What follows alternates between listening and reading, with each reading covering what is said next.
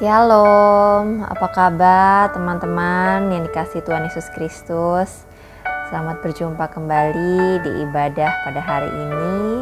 Hari ini hari spesial, hari ini Jumat 15 April 2022. Kita memperingati hari Jumat Agung atau hari kematian Tuhan Yesus Kristus di kayu salib. Kita akan memulai ibadah pada hari ini. Kiranya teman-teman semuanya beroleh kasih karunia dan juga sukacita dan sejahtera dari Tuhan Yesus yang mengalir di hati kita semua masing-masing.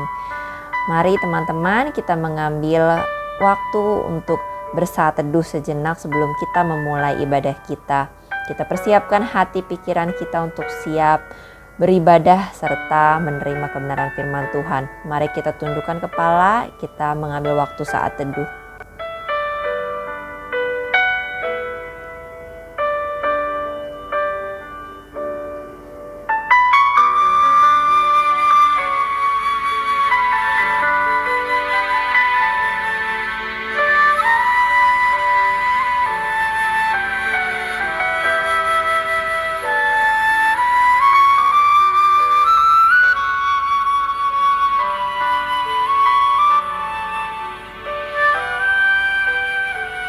Haleluya, amin. Baik teman-teman, kita akan menaikkan satu pujian dari Kidung Puji-Pujian Kristen atau KPPK nomor 15 yang berjudul Ku Pujimu Tuhan.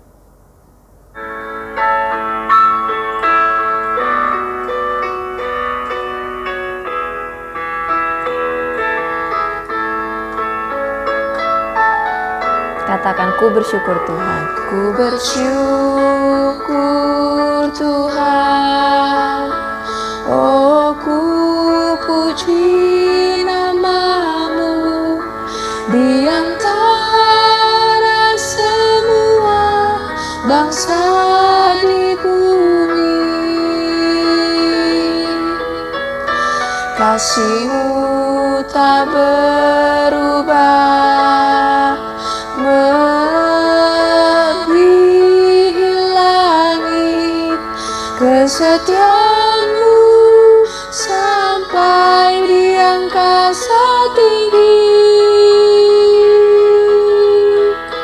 Terpujilah Tuhan yang Maha Mulia, kemuliaan-Mu di tempat maha tinggi. Terpujilah Tuhan yang Maha Mulia, kemuliaan-Mu di tempat maha tinggi. Terpujilah Tuhan yang Maha Mulia, kemuliaan-Mu di tempat maha tinggi. Terpujilah Tuhan yang Maha Mulia, kemuliaan-Mu di tempat maha tinggi.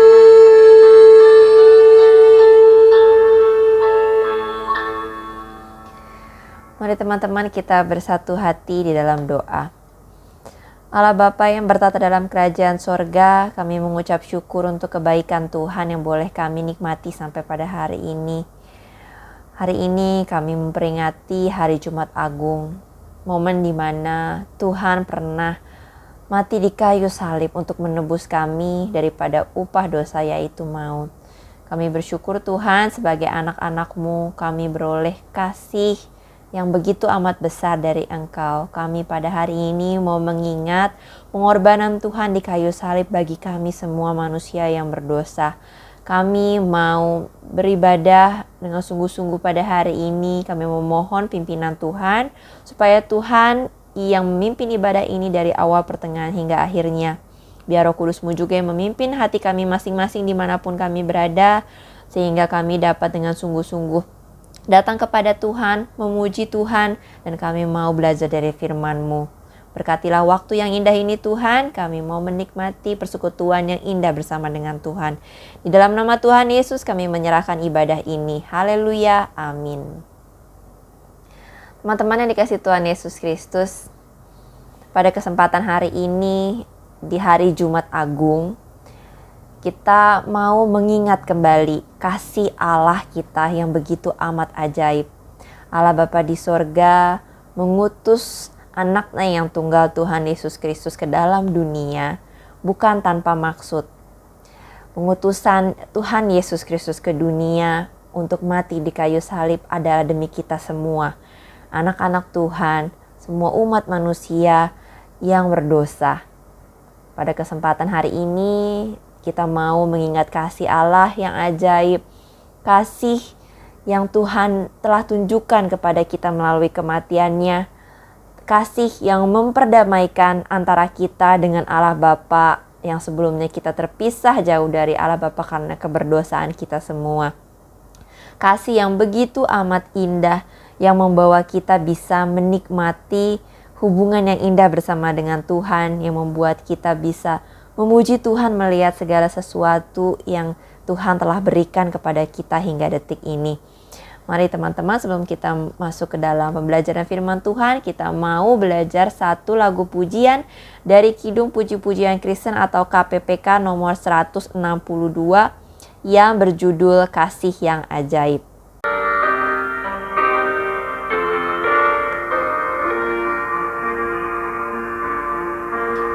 Kasih yang ajaib, kasih dari Golgota. Kasih yang ajaib membawa Tuhan dari sorga. Walaupun ku pernah jadi seterumu, namun kau cari ku kembali. Tak mungkin ku lupa kasih-Mu yang indah. Ku mau masyurkan kasih Allah. Berkat yang ajaib, berkat dari Tuhanku. Berkat yang ajaib bagai sinar fajar mereka. Walaupun ku pernah sesat dalam dosa, namun anaknya selamatkanku. Di hadapan Tuhan ku memuji Dia, ku mau tinggikan berkat Allah. Terang Injilnya, terang yang sesungguhnya. Terang Injilnya yang memberi hikmat kekuatan. Walau dalam gelap, yang memberi terang, yang memberi terang, terang salibnya.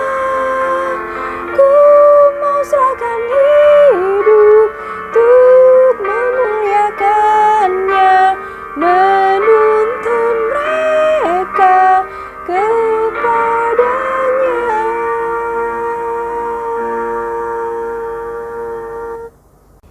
Mari teman-teman, kita mau mempersiapkan hati kita untuk menyambut firman Tuhan. Mari kita bersama-sama berdoa. Allah Bapa yang bertata dalam kerajaan sorga, terima kasih Engkau telah mendengarkan pujian dan penyembahan kami.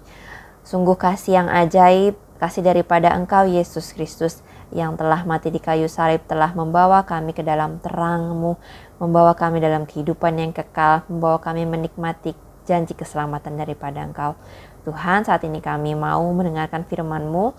Tolong Kau urapi masing-masing kami supaya kami dapat mengerti apa yang akan Kau sampaikan kepada kami.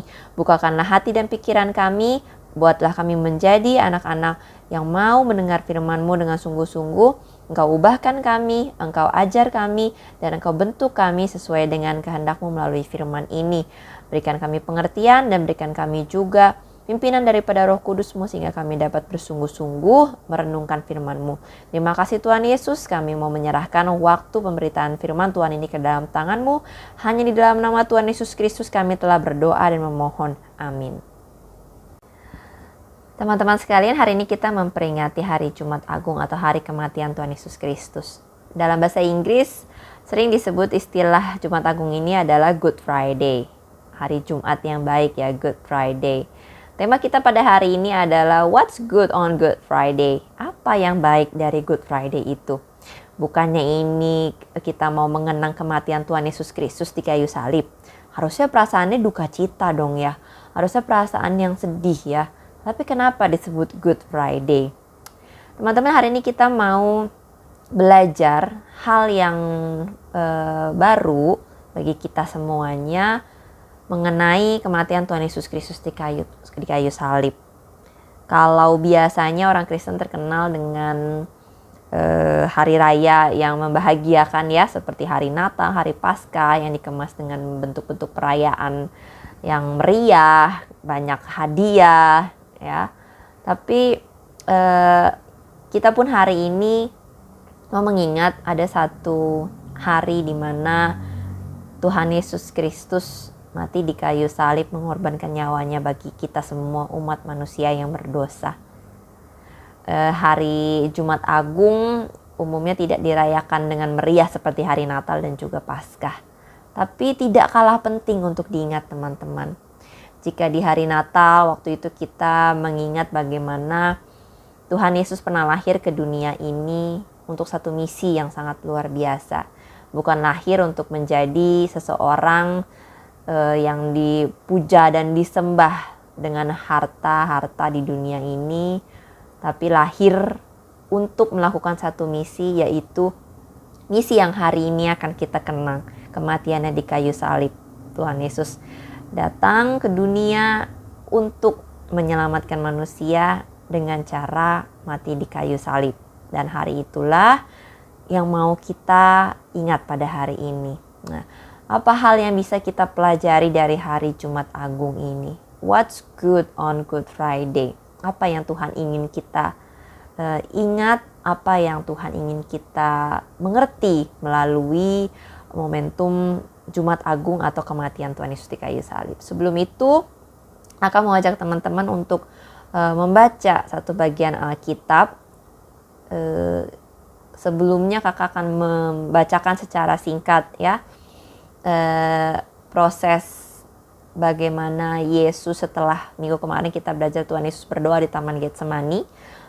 Malam itu juga Yesus kemudian ditangkap ya teman-teman. Mungkin ini bukan cerita yang asing bagi kalian semua, sudah pernah mendengar ya. Tapi kita mau kembali membaca, kita mau kembali merenungkan. Karena dengan cara seperti itu kita akan mendapatkan hal-hal baru yang mungkin saja di waktu-waktu sebelumnya kita belum mendapatkannya ya. Maka akan membacakan secara singkat mulai dari Injil Lukas pasal yang ke-22 ini, agak sedikit berloncat-loncat untuk sebagai gambaran singkat saja bagaimana prosesnya dari sejak Yesus ditangkap sampai akhirnya dia mati di kayu salib ya teman-teman. Dalam Injil Lukas pasal yang 22, judul perikopnya adalah Yesus ditangkap. Mulai ayat ke-47 dikatakan di sana, setelah Yesus berdoa ya di Taman Getsemani, waktu Yesus masih berbicara, datanglah serombongan orang, sedang muridnya yang bernama Yudas Iskariot. Seorang dari ke-12 murid itu berjalan depan mereka. Yudas mendekati Yesus untuk menciumnya. Ayatnya 54, lalu Yesus ditangkap dan dibawa dari tempat itu. Ia digiring ke rumah imam besar dan Yesus di hadapan mahkamah agama. Orang-orang di sana menahan Yesus dan mengolok-olok dia dan memukuli Yesus. Kemudian lanjut ke Lukas yang pasal ke-23, judul perikopnya Yesus di hadapan Pilatus. Ayat yang pertama, Lalu bangkitlah seluruh sidang di mahkamah agama itu ya teman-teman, dan Yesus dibawa menghadap Pilatus. Di situ mereka mulai menuduh dia, orang-orang banyak mulai menuduh Yesus, katanya telah kedapatan oleh kami bahwa orang ini menyesatkan bangsa kami dan melarang membayar pajak kepada kaisar, dan tentang dirinya ia mengatakan bahwa ia adalah Kristus, yaitu Raja. Ini kata orang-orang kepada Pilatus ya, yang mulai menuduh Yesus. Lalu kemudian Pilatus bertanya kepada Yesus, "Engkaukah Raja orang Yahudi?" Jawab Yesus, "Engkau sendiri mengatakannya." Ayat yang keempat, kata Pilatus kepada imam-imam kepala dan seluruh orang banyak itu, "Aku tidak mendapati kesalahan apapun dari orang ini." Pilatus mengatakan Yesus tidak bersalah. Kemudian ayat yang ketujuh, ketika Pilatus tahu bahwa Yesus seorang dari wilayah Herodes, ia mengirim dia menghadap Herodes yang waktu itu ada juga di Yerusalem. Ya, singkatnya ayat ke-11, maka mulailah Herodes dan pasukannya menista dan mengolok-olokkan Yesus. Ia mengenakan jubah kebesarannya kepada Yesus lalu mengirim Yesus kembali ke Pilatus. Jadi sudah dari rumah imam besar setelah ditangkap, lalu kemudian diperhadapkan di mahkamah agama, disidang oleh Pilatus dioper ke Herodes, ya. Kemudian di sana diolok-olok, dan kemudian oleh Herodes ya tidak didapati ada kesalahan dari Tuhan Yesus. Akhirnya Yesus dibalikin lagi ke Pilatus. Paham ya di situ ya. Lalu kemudian ayat 20, sekali lagi Pilatus berbicara dengan suara keras kepada orang-orang banyak karena ia ingin melepaskan Yesus. Pilatus juga seperti Herodes tidak mendapati kesalahannya Yesus sehingga Yesus harus dihukum mati. Ya, tidak ada kesalahan bagi Pilatus dan juga Herodes.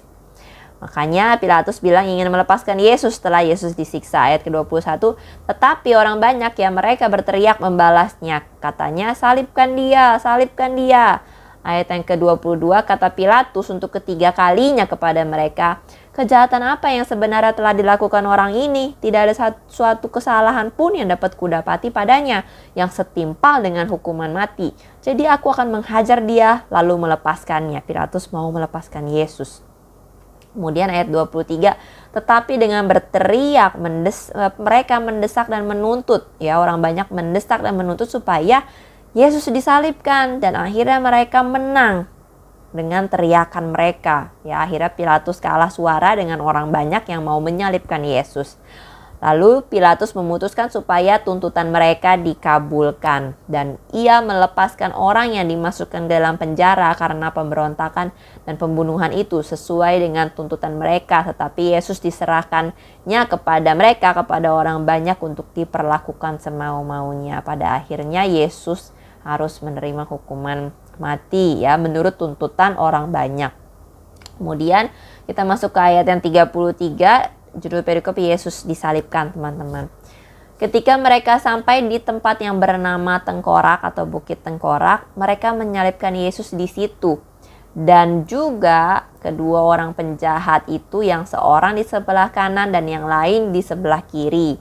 Ayat 34, Yesus berkata, "Ya Bapa, ampunilah mereka sebab mereka tidak tahu apa yang mereka perbuat." Dan mereka membuang undi untuk membagi pakaiannya. Ayat 35, orang banyak berdiri di situ dan melihat semuanya. Pemimpin-pemimpin mengejek dia, katanya, "Orang lain ia selamatkan, biarlah sekarang ia menyelamatkan dirinya sendiri jika ia adalah Mesias, orang yang dipilih Allah." Juga prajurit-prajurit mengolok-olokkan dia, mengolok-olokkan Yesus. Mereka mengunjukkan anggur asam kepadanya dan berkata, "Jika engkau adalah raja orang Yahudi, selamatkanlah dirimu." Ayat 38, ada juga tulisan di atas kepalanya, "Inilah raja orang Yahudi." Seorang dari penjahat yang digantung itu menghujat dia, katanya, "Bukankah engkau adalah Kristus? Selamatkanlah dirimu dan kami." Tetapi seseorang menegur dia, katanya, "Tidakkah engkau takut juga tidak kepada Allah, sedang engkau menerima hukuman yang sama? Kita memang selayaknya dihukum, sebab kita menerima balasan yang setimpal dengan perbuatan kita. Tetapi orang ini tidak berbuat sesuatu yang salah." Lalu ia berkata, "Yesus, ingatlah akan aku apabila engkau datang sebagai raja." Kata Yesus kepadanya, "Aku berkata kepadamu, sesungguhnya hari ini juga engkau akan ada bersama-sama dengan aku di dalam Firdaus." Lanjut ke Lukas pasal 23 ayat 44, judul perikopnya Yesus mati.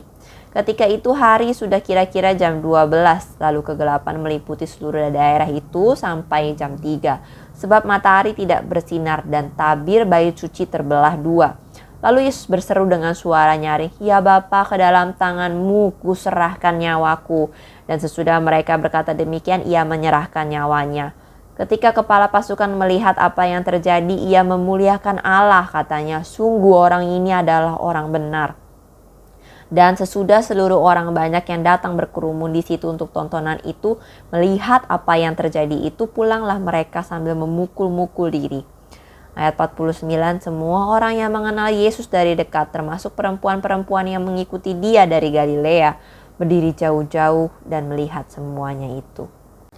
Ya teman-teman, tadi adalah kisah secara singkat dari proses bagaimana Yesus ditangkap, diadili, disalibkan, lalu kemudian mati di kayu salib. Kalau kita membayangkan bagaimana seseorang disalib itu pasti sangat menyakitkan dan juga menyedihkan. Kalau teman-teman pernah menonton film ilustrasi bagaimana Yesus disalibkan, itu penderitaan yang sangat luar biasa. Karena zaman itu hukuman penyaliban adalah hukuman yang paling tertinggi, ya, hukuman yang paling kejam.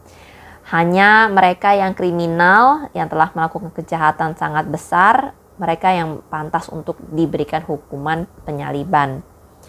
Jadi kita bisa bayangkan saat sebelum Yesus disalibkan, dia sudah dipukul, sudah dihina, ya, sudah dicaci maki, sudah ditelanjangi dan lain sebagainya. Dan penderitaan itu terus berlanjut sampai ia dipaku di kayu salib. Jika kita saat ini diperhadapkan pada situasi yang sama, kita pasti sudah kabur duluan, ya. Kita tidak akan berani atau tidak akan sanggup membayangkan bagaimana diri kita melalui penderitaan yang sangat hebat seperti itu. Namun satu yang sangat luar biasa, teman-teman. Tuhan Yesus sangat tahu bahwa misinya datang ke dunia, diutus oleh Allah Bapa. Salah satunya adalah untuk mati di kayu salib. Saat ia datang ke dalam dunia, ia tahu bahwa akhir dari hidupnya di dunia sebagai manusia adalah kematian di kayu salib. Dan itu bukan akhir hidup yang diinginkan oleh manusia manapun yang pernah lahir di dunia ini. Tapi karena Tuhan Yesus mau menjalankan misi Allah Bapa, dan ia tahu bahwa dengan penyaliban itu, dengan kematian di kayu salib, ia dapat menyelamatkan dan memenangkan banyak umat manusia yang berdosa. Ia rela dan mau untuk disalibkan. Lalu kalau tadi kita ingat kembali kata Good Friday. What's good on Good Friday? Jadi apa yang baik dari hari yang menderita seperti ini? Kalau kita melihat proses penyaliban pasti sedih, pasti sangat tersakiti, ya, melihat bagaimana Yesus yang amat kita puji dan kita sembah harus mati di kayu salib. Tapi teman-teman, ada kabar sukacita dari kematian Tuhan Yesus di kayu salib. Memang kita ikut harus merasakan bagaimana pengorbanan Yesus di kayu salib itu begitu amat luar biasa. Makanya kita harus selalu mengingat momen-momen seperti ini, ya. Tuhan Yesus, hanya Tuhan kita yang mau mati di kayu salib. Saking cintanya sama kita semua umat manusia. Hanya Tuhan kita yang mau untuk mati di kayu salib untuk menebus kita semua loh teman-teman. Kita harus terus mengingat pengorbanan ini. Karena apa? Dengan kita mengingat bagaimana Yesus pernah mati di kayu salib untuk kita semua yang berdosa, maka kita akan terus hidup berhutang mengingat bahwa Tuhan kita sudah pernah berkorban untuk kita. Maka kita pun tidak boleh menyia-nyiakan pengorbanan Tuhan Yesus di kayu salib, menyia-nyiakan nyawa dan darah yang sangat berharga itu yang telah Tuhan Yesus berikan kepada kita semua, sehingga kita dapat hidup lebih lagi menghargai pengorbanan Tuhan Yesus dan hidup menyenangkan hati Tuhan setiap hari sampai akhir hidup kita. Nah, teman-teman, ada 3 hal yang bisa kita pelajari dari kisah Good Friday atau kematian Yesus di kayu salib, ya.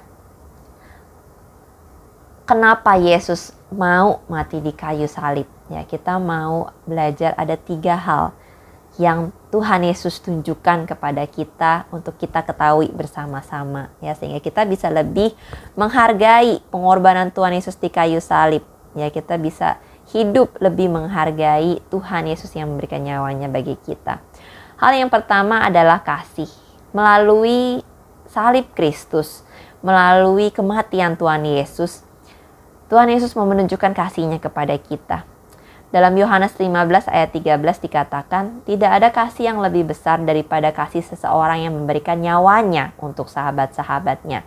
Sekarang kita coba bayangkan, teman-teman masing-masing pasti punya sahabat. Punya sahabat dekat yang selalu menemani teman-teman, baik itu dalam susah maupun senang. Lalu kemudian kalian diperhadapkan pada situasi bahwa teman-teman harus berkorban bagi dia. Berkorbannya bukan berkorban materi, bukan berkorban waktu, tapi berkorban nyawa untuk menolong sahabat kalian. Pertanyaannya, teman-teman mau nggak? Misalnya rumah teman kalian sedang kebakaran, lalu di situ teman kalian terjebak di dalam api kebakaran. Ya, teman-teman ini sahabatnya, kalian datang ke sana, kalian ingin menolong. Pertanyaannya, mau nggak kalian masuk ke dalam sana mempertaruhkan nyawa kalian untuk menolong sahabat kalian? Ya, mungkin sedikit yang akan menjawab iya, karena mempertaruhkan nyawa itu sangat beresiko, ya. Sesusah-susah apapun kita manusia di dunia ini, jika diperhadapkan sampai kita harus kehilangan nyawa kita, pasti kita tidak mau, ya. Karena bagi kita apa? Bagi kita nyawa itu adalah sesuatu yang berharga. Nah, sama halnya dengan nyawa Tuhan Yesus Kristus di kayu salib. Nyawa Tuhan Yesus itu juga sangat berharga, teman-teman. Apalagi kita kenal Ia adalah Tuhan, Ia adalah juru selamat kita. Bahkan kita pun tahu Tuhan Yesus disalibkan bukan karena kesalahannya Tuhan Yesus, ya. Nyawa Tuhan Yesus sangat berharga, teman-teman. Tidak ada kasih yang lebih besar daripada kasih seseorang yang memberikan nyawanya untuk sahabat-sahabatnya. Di sini kita mau belajar melalui salib Kristus, melalui pengorbanan Yesus. Yesus itu sedang menunjukkan kasih-Nya kepada kita semua, teman-teman. Melalui penderitaan-Nya di kayu salib, Yesus mau menunjukkan sebegitu besarnya loh cinta kasih-Nya Tuhan Yesus buat manusia. Baik itu yang mengenal Dia, baik itu yang percaya Dia, ataupun yang tidak mengenal dan tidak percaya Dia. Tuhan Yesus sayang sama semua ciptaannya. Tuhan Yesus sayang sama semua umat manusia. Dan Tuhan Yesus datang ke dunia bukan hanya untuk mereka yang baik dan juga percaya kepada Yesus. Tapi justru secara khusus Tuhan Yesus datang ke dunia untuk memberikan terang bagi dunia yang gelap. Sebegitu berharganya nyawa Yesus sampai Ia rela mengorbankannya. Karena apa? Bagi Yesus kita semua juga berharga, teman-teman. Keselamatan kita, jika kita bisa kembali kepada Yesus, keselamatan kita itu sangat amat berharga. Oleh sebab itu Yesus rela menukarkan nyawanya yang berharga itu untuk nyawa kita, teman-teman. Ya, sebegitu besar kasih-Nya kepada kita. Dalam Yohanes 3 ayat 16-17 dikatakan, karena begitu besar kasih Allah akan dunia ini, sehingga Ia telah mengaruniakan anaknya yang tunggal, supaya setiap orang yang percaya kepadanya tidak binasa, melainkan beroleh hidup yang kekal. Sebab Allah mengutus anaknya ke dalam dunia bukan untuk menghakimi dunia, melainkan untuk menyelamatkannya oleh Dia. Ya, jadi teman-teman, kita mau belajar hal yang pertama melalui salib Kristus. Yesus Kristus menunjukkan kasih-Nya kepada kita.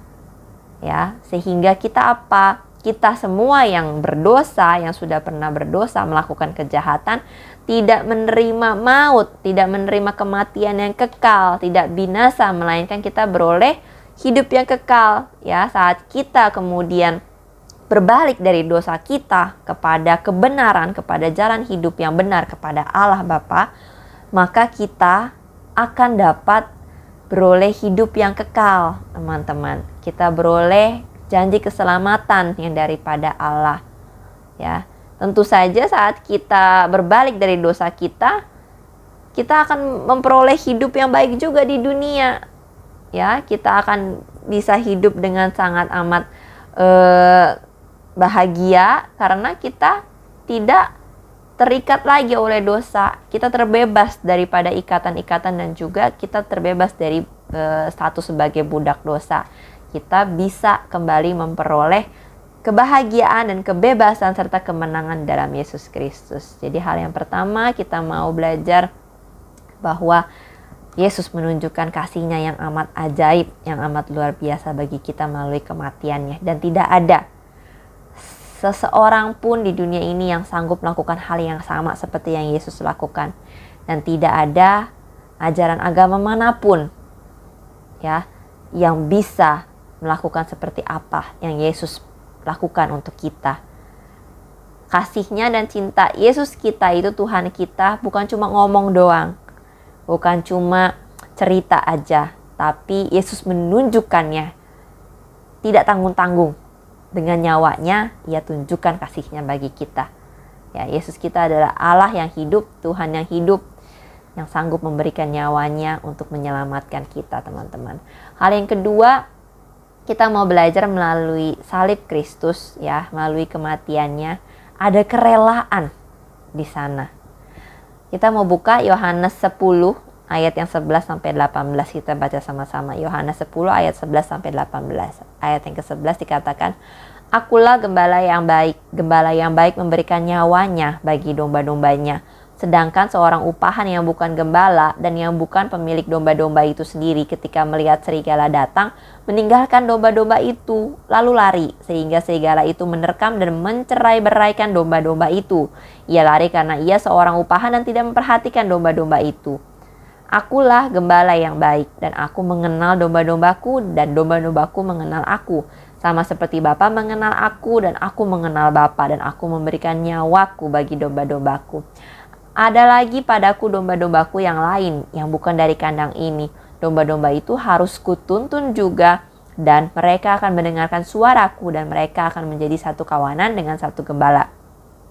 Bapa mengasihi aku oleh karena aku memberikan nyawaku untuk menerimanya kembali. Tidak seorang pun mengambilnya daripadaku, melainkan aku memberikannya menurut kehendakku sendiri. Aku berkuasa memberikannya dan berkuasa mengambilnya kembali. Inilah tugas yang kuterima dari Bapakku." Jadi Yesus dalam ayat ini memberikan perumpamaan, ya, Yesus sebagai gembala dan kita anak-anaknya ya sebagai domba-dombanya. Teman-teman, gembala dan domba itu punya hubungan yang sangat spesial. Ya, mungkin kalau di zaman modern ini kita jarang melihat hal seperti ini.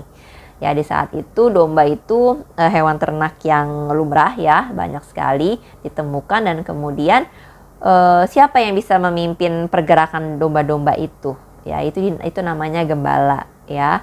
Seseorang yang memimpin atau menggiring domba-domba saat mereka mau keluar kandang, makan, mencari rumput, mau minum di sungai, mau tidur dan lain sebagainya. Tugasnya gembala, ya, yang menjaga serta menggiring mereka.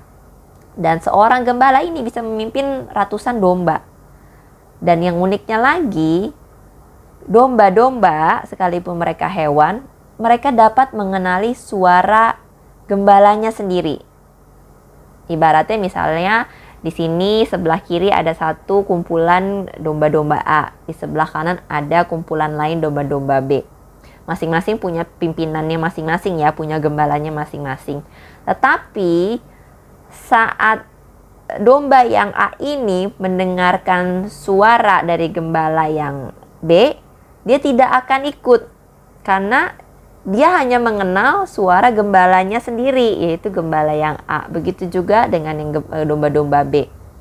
Jadi masing-masing domba itu mereka bisa mendengar dan mengenali suara gembalanya yang memimpin dan juga menjaga mereka. Ya, ibaratnya si gembala dan domba itu saling kenal. Si gembala juga sangat tahu, ini domba saya bukan, ini domba kumpulan yang A atau yang B bukan. Ya, mereka punya hubungan yang sangat spesial antara gembala dan domba. Benar, suatu ketika ada cerita di sebuah lembah gitu, ya, beberapa kumpulan domba bersama-sama sedang minum. Lalu kemudian gembala dari satu kumpulan domba memanggil domba-dombanya. Bagaimana manggilnya? Yaitu dengan cara gembala itu, ya, memanggil, "Ayo kita pulang." Dan yang menariknya, walaupun di situ ada beberapa kumpulan domba, hanya domba-domba yang dipimpin oleh gembala yang memanggil itu, yang ikut pulang sama gembala itu. Karena domba-domba itu tahu, oh ini gembalaku, ini penjagaku yang memanggil. Begitu juga si gembala ini yakin yang dia panggil pasti datang, yaitu domba-domba yang peliharaannya dia atau miliknya dia. Nah, sama halnya dengan Yesus dan juga kita, teman-teman. Yesus sebagai gembala, kita sebagai domba-dombanya. Ya, dikatakan tadi di ayat yang ke 14, aku gembala yang baik. Ya, Yesus adalah gembala yang baik, teman-teman. Bapa kita yang baik. Ia mengenal kita semua. Aku mengenal domba-dombaku dan domba-dombaku mengenal aku. Ia mengenal kita, kita pun mengenal dia. Sama seperti Bapa di surga mengenal Yesus dan Yesus mengenal Bapa. Dan ayat ke-15 dikatakan, aku memberikan nyawaku bagi domba-dombaku. Seorang gembala, ia rela berkorban untuk menjaga domba-dombanya supaya tidak kabur, supaya tidak sakit, supaya tidak mati, supaya tidak lapar dan haus. Ya, supaya tidak diterkam oleh serigala. Gembala itu tugasnya berat. Satu gembala menjaga ratusan domba dan ia harus terus standby, memperhatikan domba-domba ini jangan sampai kenapa-napa dan selalu dalam pandangannya dia.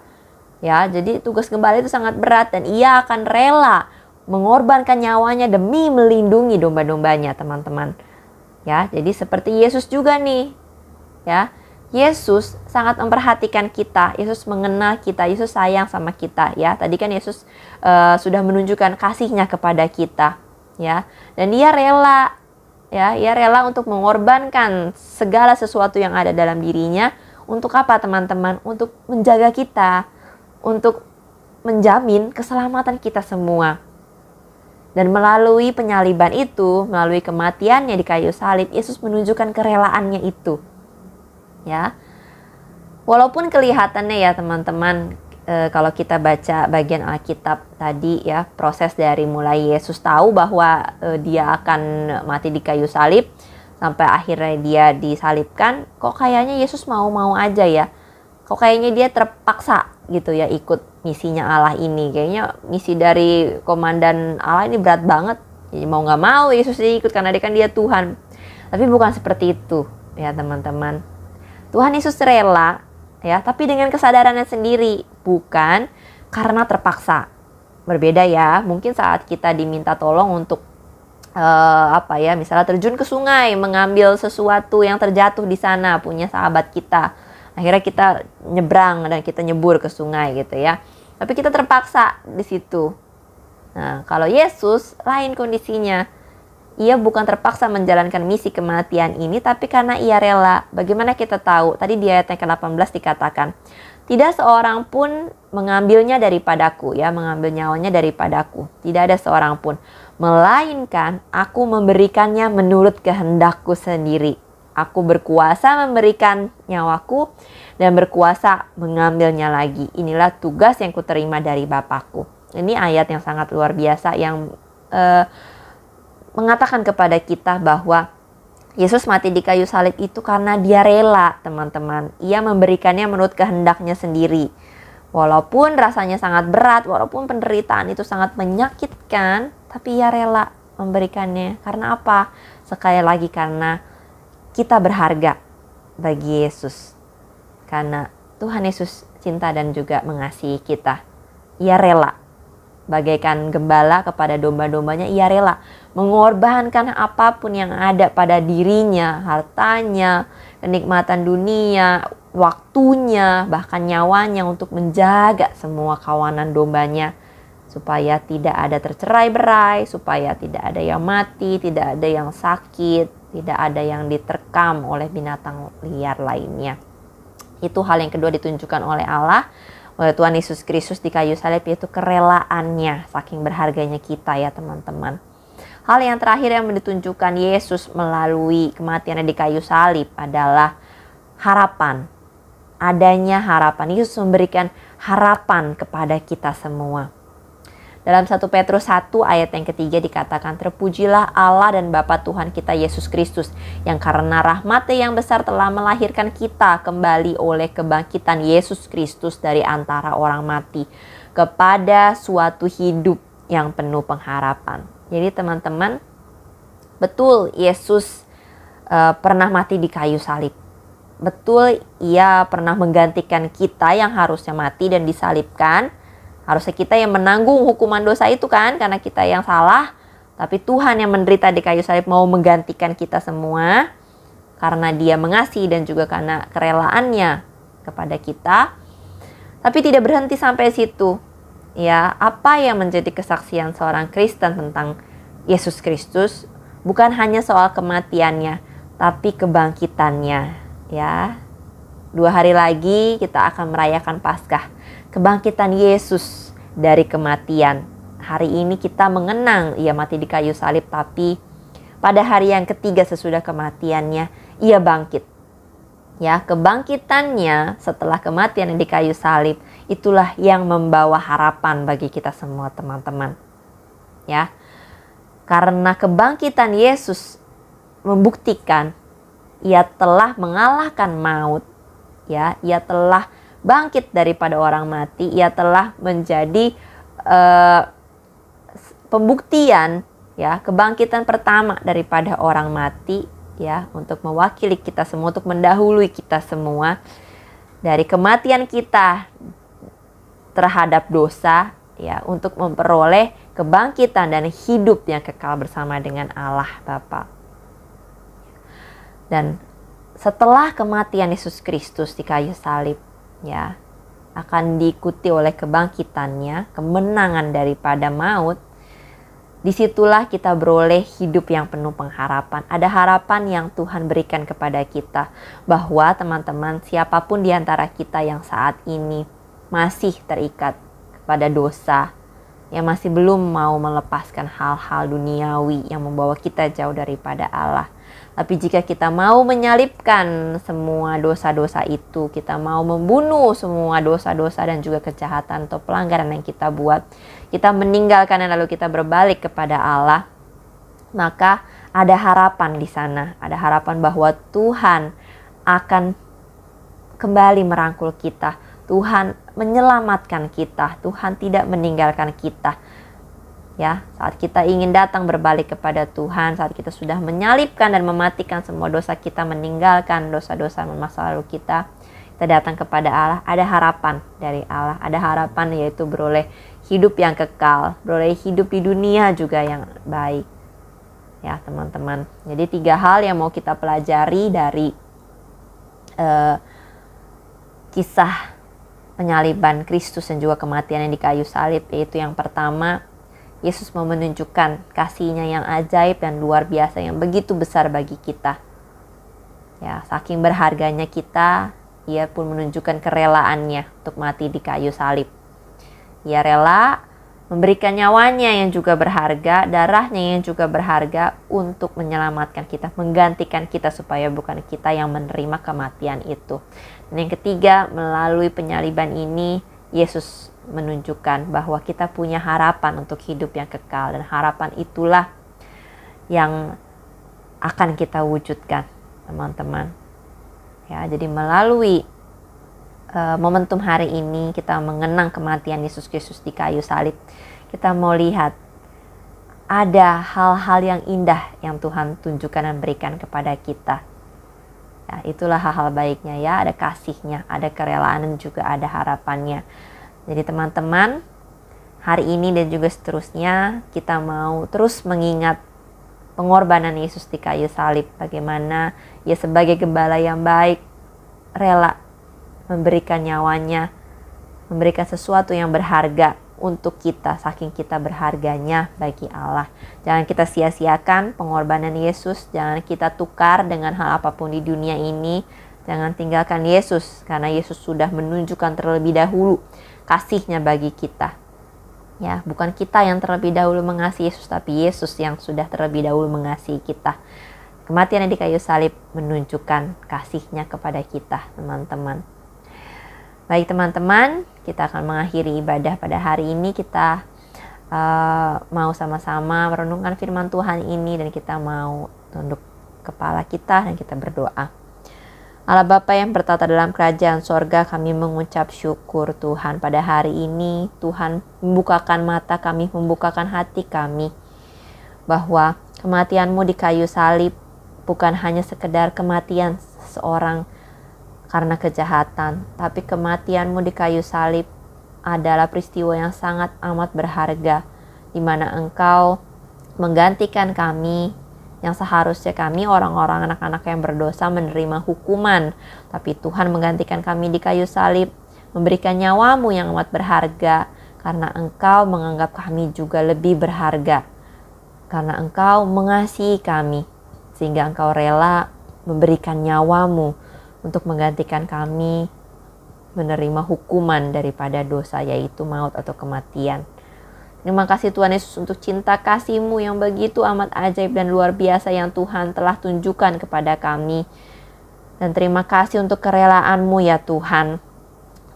Dan terima kasih untuk harapan yang Engkau berikan kepada kami. Karena melalui kematian-Mu kami dapat beroleh keselamatan, kami beroleh kehidupan yang baik yang telah Tuhan janjikan kepada kami. Bantu kami ya Tuhan agar setiap hari dalam apapun yang kami lakukan, pikirkan, ucapkan, semuanya menyenangkan hati Tuhan, memuliakan Tuhan. Dan kami mau hidup lebih menghargai pengorbanan Tuhan Yesus di kayu salib. Hidup mengingat bagaimana Tuhan pernah mengorbankan nyawa-Mu yang berharga bagi kami. Pengorbanan-Mu sekarang sangat amat berharga bagi kami, oleh sebab itu kami tidak mau menyia-nyiakannya dan melepaskannya. Bahkan kami tidak mau menukarkannya dengan apapun di dunia ini. Terima kasih Tuhan Yesus yang baik. Saat ini kami akan mengakhiri ibadah kami. Kami memohon kepada Tuhan supaya Tuhan yang terus menjagai kami, baik hari ini dan masa depan kami, sehingga kami dapat menikmati janji-janji Tuhan, kami dapat menikmati kasih perlindungan Tuhan, dan kami mau lebih sungguh-sungguh lagi mengasihi dan mencintai-Mu. Terima kasih Allah Bapa yang baik, biarlah apapun yang kami lakukan selepas ibadah ini, semuanya dalam perlindungan Tuhan, dan Engkau saja yang dipermuliakan dengan apapun yang kami kerjakan. Dalam nama-Mu saja kami telah berdoa dan berterima kasih. Haleluya, amin. Puji Tuhan teman-teman, kita sudah menyelesaikan ibadah kita. Kiranya teman-teman semuanya beroleh kekuatan hari ini, ya, mengingat kasih, kerelaan dan juga harapan daripada Tuhan Yesus Kristus melalui kematian di kayu salib. Selamat hari Jumat Agung, selamat mempersiapkan dan juga menyambut hari Paskah atau kebangkitan Tuhan Yesus Kristus pada hari Minggu nanti. Selamat menjalankan aktivitas, tetap jaga kesehatan. Tuhan Yesus memberkati.